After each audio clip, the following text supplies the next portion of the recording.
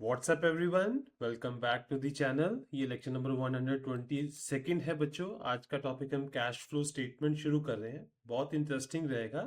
मैं आपको एक छोटी सी स्टोरी से इसकी बात सुनाऊंगा कि हमें कैश फ्लो स्टेटमेंट की जरूरत क्यों पड़ती है। बच्चों, सपोज करो कोई कंपनी है, एबीसी प्राइवेट लिमिटेड, ठीक है। इन्होंने देखा कि इस ईयर इनका प्रॉफिट हुआ है 1 CR। ये बहुत ही ज़्यादा खुश हो गए। अब इन्होंने क्या करा, इन्होंने प्लान आउट करा कि भाई 1 करोड़ का प्रॉफिट है तो बहुत ही मज़ेदार बात होगी। तो चलो कोई स्पोर्ट्स कार परचेज करते हैं, बिकॉज दे हैव एज्यूम्ड कि 1 करोड़ का प्रॉफिट है तो इनके पास कैश भी बहुत सारा होगा, है ना। तो ये अब कोई लग्जरी कार बाय करने के लिए चले गए।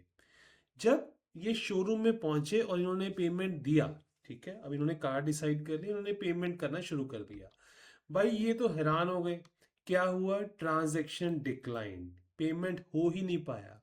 अब प्रॉफिट तो इनको 1 CR हुआ था, बट यहाँ पे तो ट्रांजैक्शन डिक्लाइन हो गया। तो दिक्कत कहाँ पे आई? तो क्या पीएनएल स्टेटमेंट झूठ था क्या? तो बैंक अकाउंट में तो पैसा ही नहीं है ना। तो फिर क्या प्रॉब्लम आई? फिर उसी टाइम कंपनी का अकाउंटेंट आता है, ठीक है। वो बोलता है कि भाई मेरी बात सुनो, ऐसा नहीं होता कि पीएनएल स्टेटमेंट भी ठीक है और आपके बैंक अकाउंट में पैसा नहीं है, ये भी बात ठीक है। क्योंकि वो ये कहता है कि कभी भी प्रॉफिट होने का मतलब बैंक बैलेंस बढ़ना नहीं होता, ठीक है। जो पीएनएल स्टेटमेंट है ना आपका, ये तो सिंपल आपको परफॉर्मेंस बताता है आपकी कंपनी की, कि प्रॉफिटेबल है कि लॉस मेकिंग है, ठीक है। ये लिक्विडिटी के बारे में नहीं बताएगा। लिक्विडिटी मींस कि आपके पास डे टू डे एक्टिविटीज के लिए कैश कितना है, ये वो चीज नहीं बताता। क्लियर है बच्चों? और आपको रियल टाइम में चाहिए क्या होता है, आपको ये पता करना होता है कि आपके पास कैश कितना है ना। इसी वजह से बच्चों हम कैश फ्लो स्टेटमेंट का यूज करते हैं। क्लियर है? तो अब वो जो अकाउंटेंट था, उसने एक्सप्लेन करा कि भाई साहब, आपको पीएनएल स्टेटमेंट में तो प्रॉफिट दिखा, ठीक है, बट दिक्कत ये है कि आपने जो गुड्स सेल आउट करी है ना, वो क्रेडिट पर करी है, उधार पर करी हुई है, ठीक है। पीएनएल स्टेटमेंट तो बन गया। अभी जो आपके डेटर्स हैं उन्होंने पैसा नहीं चुकाया, वो चुकाएंगे फ्यूचर डेट में। मतलब अब आपकी बैलेंस शीट तो बन गई, बट पेमेंट अभी आया नहीं, ठीक है। वो फ्यूचर डेट में पैसा आएगा, ठीक है। तो इसीलिए हमें कैश फ्लो स्टेटमेंट बनाना पड़ता है कि एक्चुअल में कैश ट्रांजैक्शन का हमें पता चले। जो पीएनएल स्टेटमेंट है, ये आपको कंपनी का परफॉर्मेंस बताएगा कि क्या कंपनी प्रॉफिटेबल है कि नहीं है। But cash flow statement reality में आपको लिक्विडिटी के बारे में बताएगा। लिक्विडिटी मींस क्या आपकी बाइंग पावर है कि नहीं। सिंपल सा फंडा बच्चों, उधार माल बेचोगे चाहे प्रॉफिटेबल भी क्यों ना हो आप, बट आपके बैंक अकाउंट में पैसा नहीं आएगा, ठीक है। सो तभी आपको, जब आप cash flow statement and PNL को इकट्ठा देखते हो ना, तब आपको पता लगता है कि you are profitable, but you have to wait for the cash to buy the car. Clear है? ये आपको सब चीजें बताएगा कैश फ्लो स्टेटमेंट। क्लियर? तो मेनली कैश फ्लो स्टेटमेंट में टू फंडामेंटल क्वेश्चंस नॉर्मली आते हैं जो डिस्कस करे जाते हैं, कि कैश कहां से आ रहा है और कहां कहां यूज हो रहा है। मींस कैश के सोर्सेस क्या है, इनफ्लो एंड आउटफ्लो, कि कैश जा कहां कहां रहा है। इसको कंपेयर करके हम नेट फाइंड आउट करते हैं कि क्या हमारी बाइंग पावर है कि नहीं। क्लियर हो गया ना बच्चों? तो कहने का मतलब आपका कॉन्सेप्ट क्लियर है कि नेवर जज a company solely by its profit. Profit से ही जजमेंट मत करो। हेल्दी कैश फ्लो भी होना चाहिए सर्वाइवल का। क्लियर? अब मैं आपको आगे बताता हूं बच्चों। अब हम ये कहानी से आपको पता लग गया कि कैश फ्लो स्टेटमेंट बहुत ज्यादा जरूरी है ना। अब हम कैश फ्लो को धीरे धीरे बेसिक से शुरू करेंगे। आज का वीडियो लेक्चर में रहेगा कि कैश फ्लो में कौन कौन सी एक्टिविटीज रहती हैं। नॉर्मली बच्चों, किसी भी कंपनी की ट्रांजैक्शन को हम तीन हिस्सों में फिट हो सकती है, किसी ना किसी एक हिस्से में वो फिट होती है। Means any transaction can be fitted in any of these three activities. Company की नॉर्मली ये तीन एक्टिविटीज रहती हैं, जिसको एक को बोलते हैं ऑपरेटिंग, एक को बोलते हैं इन्वेस्टिंग, एक को बोलते हैं फाइनेंसिंग। हम डिटेल में इसको डिस्कस करेंगे। ब्रीफ में मैं आपको बता दूं, ऑपरेटिंग मतलब जो कंपनी के रोजाना के कामकाज हैं। सपोज कोई कंपनी दवाइयाँ बनाती है, तो दवाइयाँ बनाने के लिए जो उधार लेना, रॉ मटेरियल खरीदना, दवाइयाँ बेचनी, उसके लिए जो फैक्ट्री लगाई उसका बिजली का बिल, ये सब ऑपरेशंस में आता है, ये ऑपरेटिंग एक्टिविटीज है। इन्वेस्टिंग का मतलब कंपनी ने कुछ एसेट्स खरीदे, उसमें पेमेंट करा। अच्छा, एसेट्स कुछ बेचे, उसको पेमेंट आया, तो उन एक्टिविटीज को इन्वेस्टिंग बोलते हैं। फाइनेंसिंग मतलब कंपनी ने बाहर से उधार लिया, इधर उसने शेयर्स इशू करे या डिबेंचर्स इशू करे, वो फाइनेंसिंग। अच्छा, डिबेंचर्स थे सपोज या लोन थे, उसका इंटरेस्ट पे करा, दैट इज फाइनेंसिंग। मतलब आपको जितना ज्यादा किसी एक्टिविटी के बारे में क्लियर होगा ना कि वो कौन सी कैटेगरी में है, उतना अच्छे से आप कैश फ्लो स्टेटमेंट क्रिएट कर सकते हो।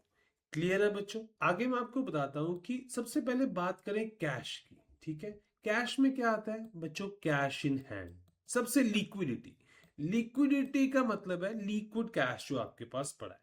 जो कैश आपके हाथों में है दैट इज लिक्विड कैश। जो बैंक में है बच्चों वो भी आपका कैश ही माना जाएगा।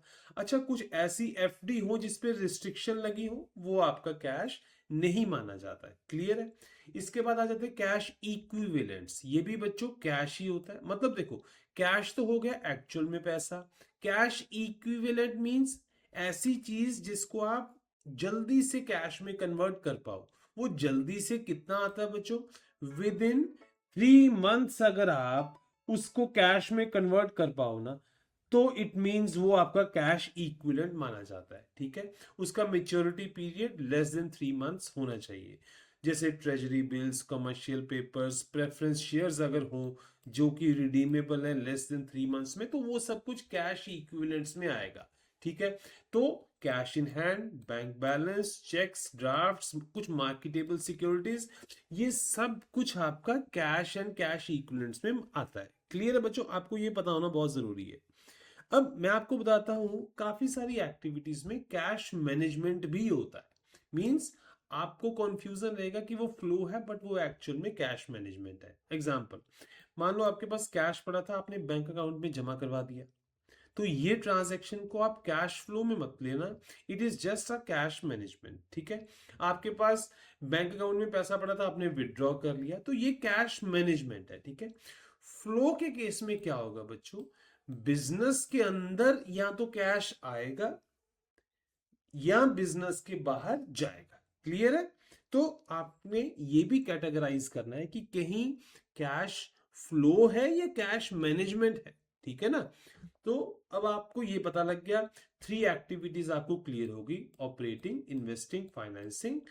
वन बाय वन स्टार्ट करते हैं। ऑपरेटिंग में क्या आएगा बच्चों? जो कोर बिजनेस का काम है, जो एक्चुअल में उसका काम है। ठीक है, सपोज कोई मैन्युफैक्चरिंग कंपनी है, ट्रेडिंग है, तो वो जो एक्चुअल काम कर रही है ना, उसमें जो ट्रांजैक्शंस होंगी तो वो आएगी आपकी ऑपरेटिंग एक्टिविटी। ठीक है, और एक और सिंपल चीज याद रखना, कोई भी ट्रांजैक्शन अगर इन्वेस्टिंग और फाइनेंसिंग में ना फिट होना, तो वो ऑपरेटिंग में आप लगा देना।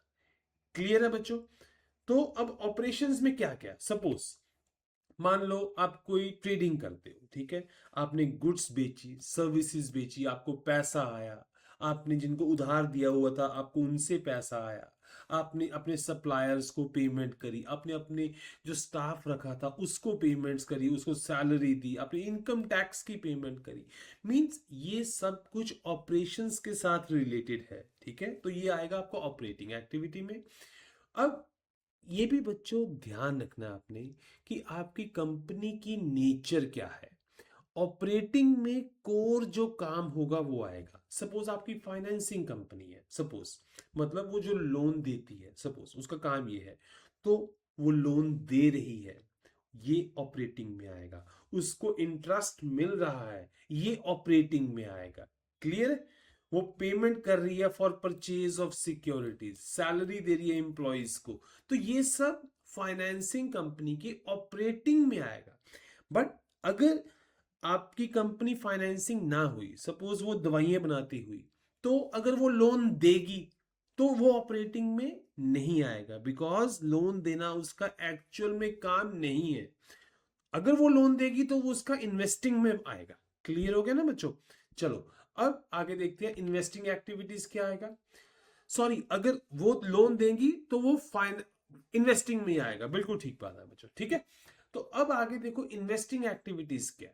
इन्वेस्टिंग में it is totally related to assets, कि अगर आप कोई ऐसी एक्टिविटी करो जिससे आपका एसेट बिल्डअप हो, ठीक है। सपोज आप अपनी कंपनी चलाते हो, मान लो दवाइयां बनाते हो, आपने कंप्यूटर परचेज कर लिया, एसेट है ना। और एसेट भी कौन सा? लॉन्ग टर्म बच्चों, याद रखना है, लॉन्ग टर्म एसेट। तो आपने कंप्यूटर खरीदा, आपने पेमेंट करा, तो वो लॉन्ग टर्म एसेट खरीद लिया आपने, वो आपकी इन्वेस्टिंग एक्टिविटी आएगा, ठीक है। आपने कोई फिक्स्ड एसेट बेचा, आपको पैसा मिला, दैट इज इन्वेस्टिंग एक्टिविटी। आपने कोई लैंड एंड बिल्डिंग मशीनरी कुछ खरीदी आपने, तो आपने बेसिकली एसेट खरीदा है ना। मींस एसेट्स की बाइंग एंड सेलिंग ये आएगी इन्वेस्टिंग में आपका, है ना। हम बोलते हैं ना कि यार इन्वेस्टमेंट करो, इन्वेस्टमेंट करो। Basically in investment we buy assets, और जब उसको सेल करते हैं तो हमें पैसा मिलता है। क्लियर हो गया?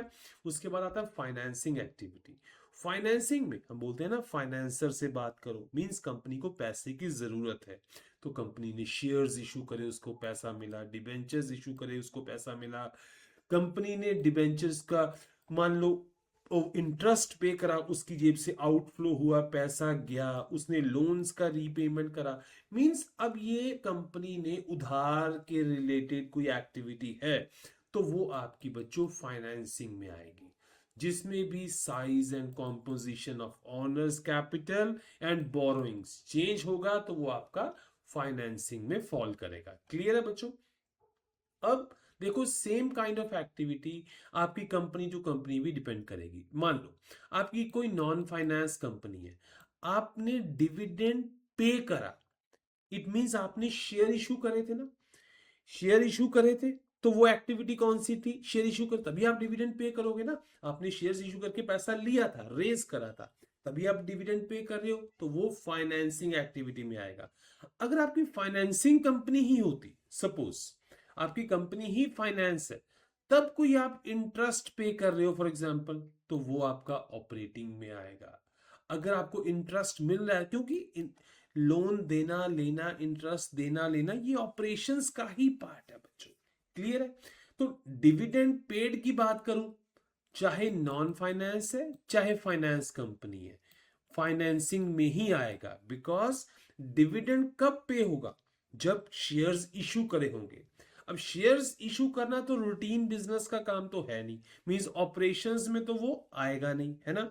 और इन्वेस्टमेंट में भी नहीं आएगा, बिकॉज इशू करें, इन्वेस्टमेंट तो कोई नहीं करी ना, आपने तो लाइबिलिटी क्रिएट करी है ना, ये तो लाइबिलिटी क्रिएट हुई है, तो ये आएगा फाइनेंसिंग में। क्लियर हो गया ना? तो फाइनली प्रेजेंटेशन कैसे आएगा बच्चों स्टेटमेंट में? तीनों तरह की एक्टिविटीज का आप कैश फ्लो लिखोगे, net increase and decrease find out करा जाएगा, ओपनिंग में एड ऑन करके, एंड फाइनली आपका क्लोजिंग कैश एंड इक्विवेलेंट्स निकल जाएगा। क्लियर हो गया? तो एक बार एग्जाम टेक अवेज देख लेते हैं। Bank deposit, fix deposit are investing, not cash equivalents unless less than 3 months, ठीक है। कैश मैनेजमेंट में क्या आएगा बच्चों? कैश का कोई फ्लो नहीं है, सपोज आपने पैसा जमा कराया लिया, तो ये कैश मैनेजमेंट में आएगा। Clear? Extra operating items, suppose preliminary expenses, profit loss on securities are adjusted in operating में। टैक्सेस आ जाते हैं बच्चों, इनकम टैक्स भी तो ऑपरेशंस का ही पार्ट है ना, आप रूटीन में काम करते हो तभी आपको पैसा मिलता है। क्लियर? तो ये ऑपरेशंस में आ जाएगा। क्लियर हो गया ना?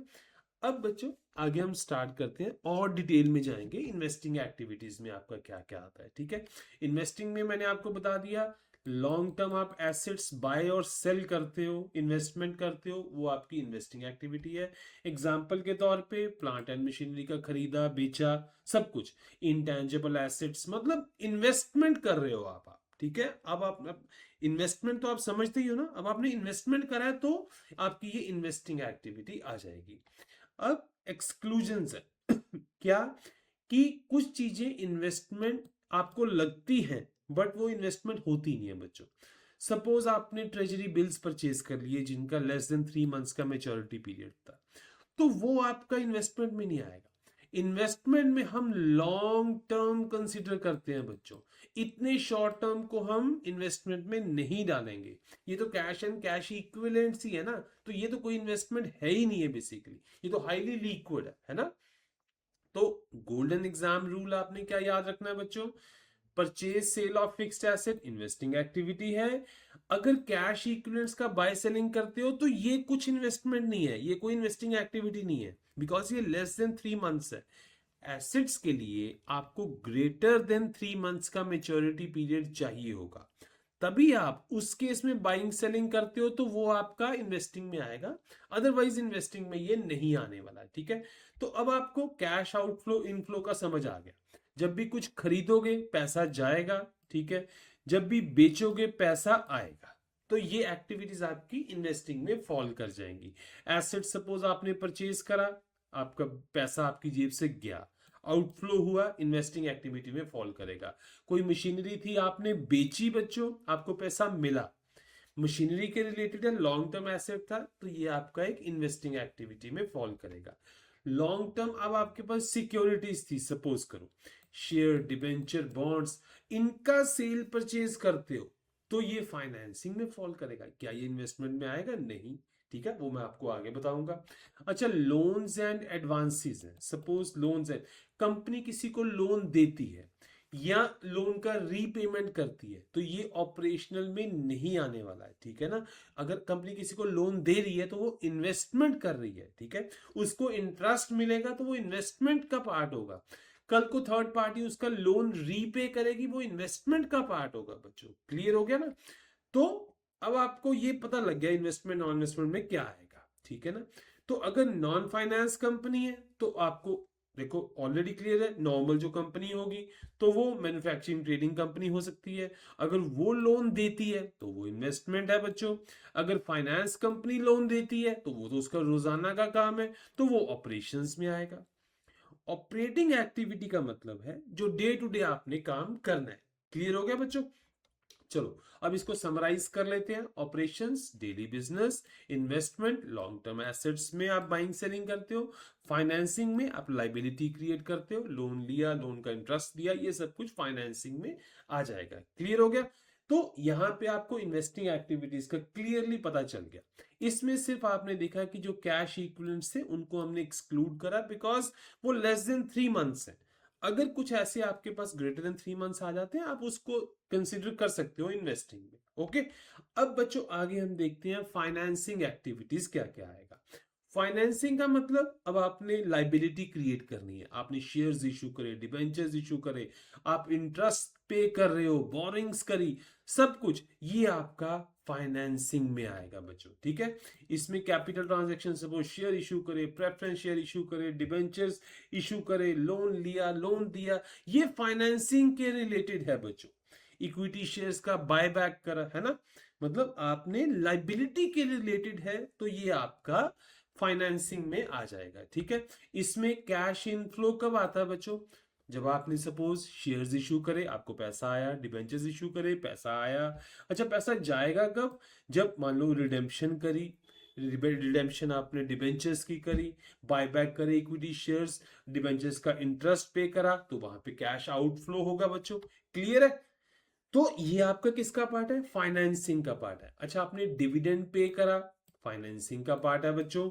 इंटरेस्ट पे करा, फाइनेंसिंग का पार्ट है, बिकॉज आपने ऑलरेडी शेयर्स या डिबेंचर्स खरीदे, इशू कर रखे हैं बच्चों। क्लियर आ गया?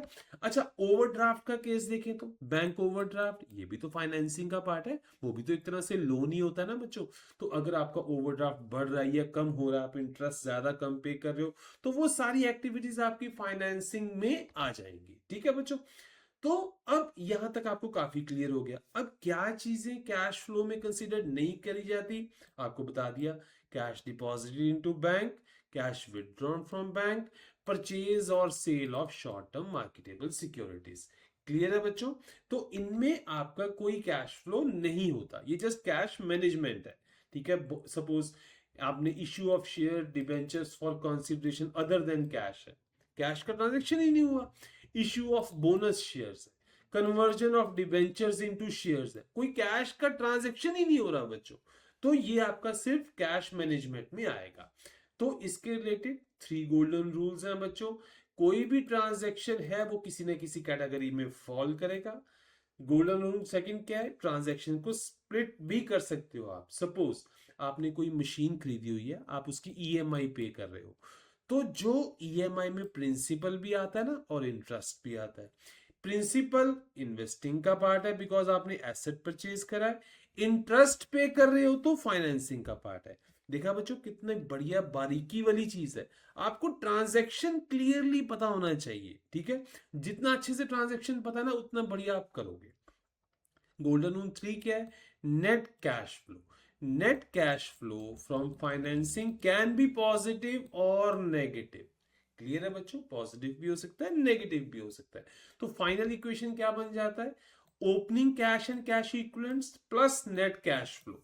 तीनों तरह की एक्टिविटीज से अपन देखेंगे, फाइनल जो क्लोजिंग बैलेंस आएगा ना वो कैश एंड कैश इक्विवेलेंट्स का आएगा।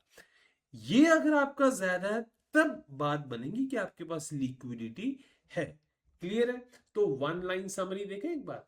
ऑपरेटिंग डेली बिजनेस के साथ रिलेटेड, इन्वेस्टमेंट एसेट्स का बाइंग सेलिंग, फाइनेंसिंग जो आपने उधार लिया दिया, वो सॉरी उधार लिया, दिया नहीं, दिया तो इन्वेस्टमेंट है, लिया फिर इंटरेस्ट दिया उसका, वो फाइनेंसिंग में आएगा। क्लियर है? तो समराइज करें इस चीज को, फाइनेंसिंग एक्टिविटी ट्रांजैक्शंस इन शेयर कैपिटल, बोरोइंग्स करी तो इनफ्लो आउटफ्लो आपको समझ आ गया, ये आपका बिल्कुल फाइनेंसिंग एक्टिविटीज में आ जाएगा। क्लियर है बच्चों? अब तीनों तरह की एक्टिविटीज आपको मैंने समराइज कर दी, एक बार और डिटेल में देख लेते हैं। ऑपरेटिंग एक्टिविटीज रूटीन के ऑपरेशंस का पार्ट है जहां से रेवेन्यू आता है बच्चों। क्लियर है? इसमें कैश इनफ्लो कैश आउटफ्लो आपको बिल्कुल क्लियरली समझ आ गया। अगर नॉन फाइनेंस कंपनी है तो जो मान लो कैश पे सेलिंग कर रही है, कोई ट्रेड रिसीवेबल है, डेटर्स है, क्रेडिटर्स है, वो सारा ऑपरेशंस में आएगा बच्चों। ठीक है, कोई फीस कमीशन आ रहा है, इनकम टैक्स का रिफंड आ रहा है, ये सब ऑपरेशंस का पार्ट है। अगर कोई फाइनेंस कंपनी है तो suppose interest, dividend, sale of securities, brokerage, अब ये उसका ऑपरेशंस का पार्ट है, तो ये उसकी ऑपरेटिंग एक्टिविटीज में आएगा। कैश परचेज कर रहा है, ठीक है। अब नॉन फाइनेंस की बात करें तो कैश आउटफ्लो कब होगा बच्चों, जब कैश पे कुछ माल खरीदा, ट्रेड पेबल्स, ठीक है, कुछ क्रेडिटर्स को पेमेंट करा, तो ये है तो ऑपरेशंस का ही पार्ट है ना, है ना। अब कैश आउटफ्लो और ऑपरेटिंग एक्सपेंसेस में होगा बच्चों, बिजली पानी का खर्चा आएगा, सैलरीज दोगे, तो ये नॉन फाइनेंस कंपनीज का कैश आउटफ्लो आ जाएगा। फाइनेंस कंपनी में कैश आउटफ्लो कब आता है बच्चों, जब वो इंटरेस्ट पे करते हैं, जब वो सिक्योरिटीज परचेज करते हैं तब उनका कैश आउटफ्लो है। अच्छा, इनकम टैक्स की बात करें, इनकम टैक्स का स्पेशल ट्रीटमेंट देखो, tax paid minus tax refund, ये ऑपरेटिंग का ही पार्ट है बच्चों, बिकॉज ऑपरेशन से ही आपको इनकम आ रही है, वहां से ही आपको टैक्स पे करना पड़ रहा है, तो टैक्स हमेशा आपका ऑपरेशंस का ही पार्ट रहेगा। क्लियर है बच्चों? तो money in sales receipt income से पैसा अंदर जाएगा, मनी आउट कब होगा, जब आप परचेजेस करोगे, एक्सपेंसेस होंगे, पेमेंट्स होंगी, तो आपका पैसा बाहर जाएगा। तो आपने क्लियरली फाइंड आउट करना है कि जो आपकी पहले कंपनी है वो है कैसी, ट्रेडिंग है कि फाइनेंस है, फिर फ्लो आइडेंटिफाई करो एंड देन रूल लगाओ बच्चों कि जो भी टैक्स वगैरह होंगे उनको डिडक्ट करके देन आप फाइंड आउट करो कि आपकी ट्रांजैक्शन क्या है और ये किस में फॉल करेगा। ठीक है, आगे 2 तरह की एक्टिविटीज आपकी आती है, इन्वेस्टिंग एंड फाइनेंसिंग, ऑलरेडी हमने कर लिया बच्चों। इन्वेस्टमेंट में क्या होगा, आपने इन्वेस्टमेंट करा, कुछ आपने लोन किसी को दिया बच्चों, ठीक है, आपने एसेट किसी को दिया, रेंट पे दिया, वो सारा इन्वेस्टमेंट जो होगा वो आपकी इन्वेस्टिंग एक्टिविटी में आएगा। कल को आपको जब पैसा मिलेगा, ठीक है, अभी तो आप इन्वेस्टमेंट जब बाइंग करोगे तो आपका आउटफ्लो जाएगा, जब आपको रिटर्न्स आएंगे बच्चों, ठीक है, जब रिटर्न्स आएंगे तो इनफ्लो आएगा, बट वो सब कुछ जैसे interest receive, dividend receive, rent receive, अब ये आपको पैसा अंदर आएगा, तो ये सब इन्वेस्टिंग एक्टिविटी में फॉल करेगा। ठीक है, फाइनेंसिंग एक्टिविटी में क्या आ जाता है? उधार, डेट बच्चों, क्लियरली डेट। ठीक है, आपने उधार लिया, दैट इज फाइनेंसिंग एक्टिविटी। उसके बाद आपने उसका ब्याज दिया, दैट इज फाइनेंसिंग एक्टिविटी। उधार कैसे कैसे लेते हो? शेयर्स इशू करके, डिबेंचर्स इशू करके, लोन लेके, बैंक के साथ, बैंक से ओवरड्राफ्ट लेके। ठीक है, तो आउटफ्लो कब होगा? आउटफ्लो ये लोन के केस में होगा। ठीक है ना, क्लियर हो गया? तो सपोज अब कॉस्ट ऑफ कैपिटल है, सपोज अब फाइनेंसिंग कंपनी के केस में सपोज देखो, डिविडेंड पे करा बच्चों आपने। ठीक है, अब आपने क्या है, ऑलरेडी आपने शेयर्स इशू कर रखे हैं, डिबेंचर्स इशू कर रखे हैं, अब आप पेमेंट्स करोगे, ब्याज दोगे, डिविडेंड दोगे। ठीक है, तो ये सब आउटफ्लो हो रहा है, बट ये एक्टिविटी कौन सी रहेगी बच्चों? फाइनेंसिंग एक्टिविटी रहेगी। ठीक है, सेपरेट डिस्क्लोजर बहुत ज्यादा मैटर करता है, बिकॉज आपको क्लियरली पता होना चाहिए कि आपकी ट्रांजैक्शन कैसी है, ऑपरेटिंग है, इन्वेस्टिंग है, फाइनेंसिंग है। तभी तो बच्चों आप उस एरिया में काम कर पाओगे, उसको इंप्रूव कर पाओगे। क्लियर? तो इन्वेस्टिंग एक्टिविटीज आपको समझ आ गई, फाइनेंसिंग। इन्वेस्टमेंट जब करोगे एसेट्स के साथ रिलेटेड रहेंगी बच्चों, फाइनेंसिंग लाइबिलिटीज के साथ रिलेटेड रहेंगी। क्लियर? तो गोल्डन रूल क्या है? Operating daily business, investment assets के साथ रिलेटेड, फाइनेंसिंग लाइबिलिटीज के साथ रिलेटेड आएगी। क्लियर बच्चों? इंटरेस्ट और डिविडेंड अगर आपको मिलता है, इट मींस आपने ऑलरेडी शेयर्स इशू नहीं करे हैं, आपको मिल रहा है, आपने इन्वेस्टमेंट कर रखा है। ठीक है, अगर आप इंटरेस्ट और डिविडेंड पे करते हो, इट मींस आपने शेयर इशू करे थे, तो वो फाइनेंसिंग का पार्ट है। क्लियर हो गया? अब कुछ एक्स्ट्रा ऑर्डिनरी बिजनेस आइटम्स भी होती हैं बच्चों, बहुत एक्स्ट्रा ऑर्डिनरी, मतलब ये रूटीन कोर्स ऑफ बिजनेस में ये नहीं आती। ठीक है, they are distinct from ordinary activities, हम देखेंगे आगे आगे। इनका नेचर रेयर होता है, एबनॉर्मल इवेंट्स कभी कभार हो जाते हैं, इनका हमें सेपरेट डिस्क्लोजर करना पड़ता है। They must be disclosed separately in the cash flow statement under relevant activity head बच्चों। अब एक्स्ट्राऑर्डिनरी तीनों केसेस में भी आ सकते हैं, ऑपरेटिंग, इन्वेस्टिंग, फाइनेंसिंग, तीनों केसेस में एक्स्ट्राऑर्डिनरी हो सकते हैं। जैसे बच्चों ऑपरेटिंग के केस में देखो, इनिशियल एक्सपेंसेस, जब कंपनी बनती है तो जो स्टार्टिंग में खर्चे आते हैं, लीगल चार्जेस, वो रोजाना होने वाले तो नहीं है ना, बट है ऑपरेशंस का पार्ट होंगे। ठीक है, वो एक्स्ट्राऑर्डिनरी आएंगे। Voluntary retirement scheme, compensation paid to employees for voluntary early retirement, तो ये एक्स्ट्राऑर्डिनरी ऑपरेटिंग खर्चा है बच्चों।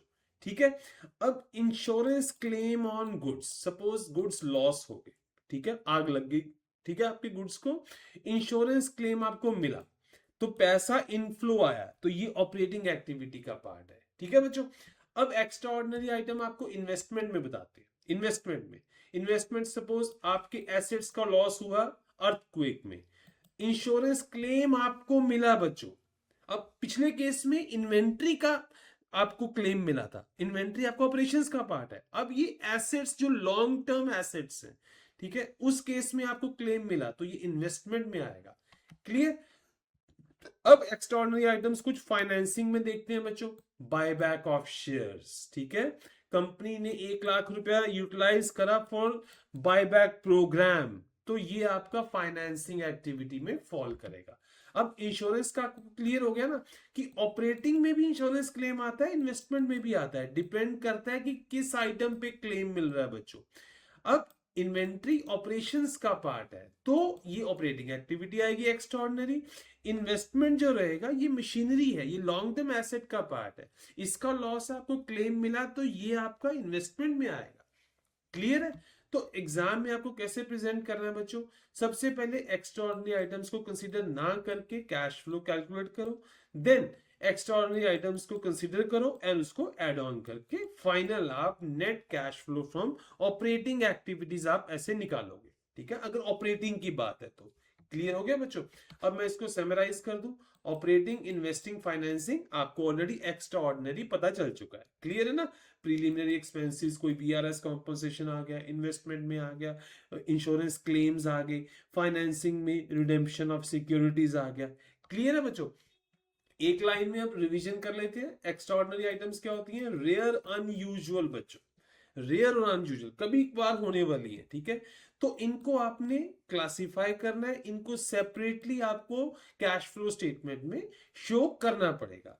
जो एग्जामिनर होगा वो ये चीज फाइंड आउट करेगा कि आपको क्लैरिटी है कि ट्रांजैक्शन के बारे में कि नहीं। वो पहले आइडेंटिफाई करेगा कि भाई ये एक्टिविटी का एक्स्ट्राऑर्डिनरी तो नहीं है क्या। क्लियर। तो आपको बच्चों ये चीज मास्टरी हो गया ना अब आपको, कि कौन सी एक्टिविटी एक्स्ट्राऑर्डिनरी है, कौन सी ऑपरेटिंग है, इन्वेस्टिंग है, फाइनेंसिंग है ना। तो अब धीरे धीरे हम डीप डाइव करेंगे कैश फ्लो स्टेटमेंट में। तो आज का लेक्चर यहीं पे समाप्त होता है बच्चों।